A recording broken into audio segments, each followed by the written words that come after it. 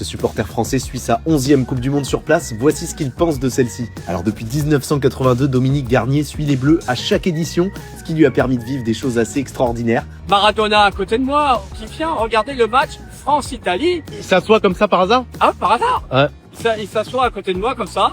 Et il y a un mec qui me dit, tu veux que je te prenne en photo avec Maradona? J'ai dit, bah ouais. À l'époque, il n'y avait pas des selfies, il n'y avait pas de caméra. J'ai donné mon adresse en France, 2 mois après, je reçois la photo. C'est quoi ça? Incroyable. Alors cette année, pour suivre l'ensemble de la compétition, son budget est autour de 10 000 €. C'est plus que du business. Ils annulent même les trains réguliers pour faire des navettes à 98 $ la navette. Mais moi, j'ai quand même payé ce matin que 4 $. Je suis venu plus tôt. J'ai pris un train normal. Dominique regrette aussi cette année l'absence d'atmosphère dans les villes autour du mondial. Donc sur les États-Unis, que ce soit New York, Philadelphie, Boston, là où j'ai suivi l'équipe de France, il n'y a aucune atmosphère de football. Tu vois les mecs, quand je suis habillé comme ça, ils disent mais qu'est-ce que tu fais là? Je dis c'est la Coupe du Monde, c'est le plus gros événement mondial avec les Jeux Olympiques, les mecs ils ne savent même pas. Je les comprends, aux États-Unis, j'ai été là à la parade des Knicks, c'était extraordinaire. Donc ils sont basketball, football américain, tout ça, mais ils sont pas du tout soccer. Avec les années, il a vu aussi l'accès aux joueurs complètement changer.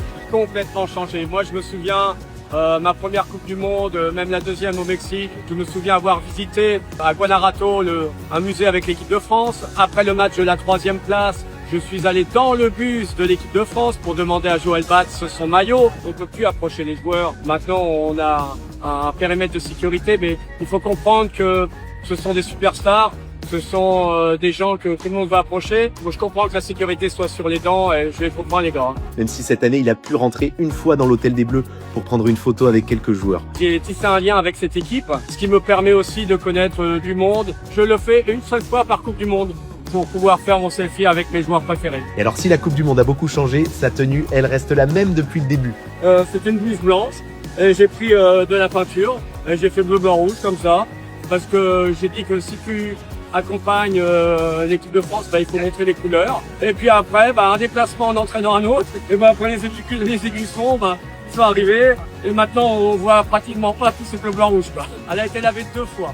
Elle a été lavée une fois à la finale à Moscou, quand on a pris une saucée après le match. Et à Philadelphie, on a passé 2 heures sur la flotte. Parce qu'il y a des joueurs qui ont signé. Et malheureusement, ils ne sont plus là.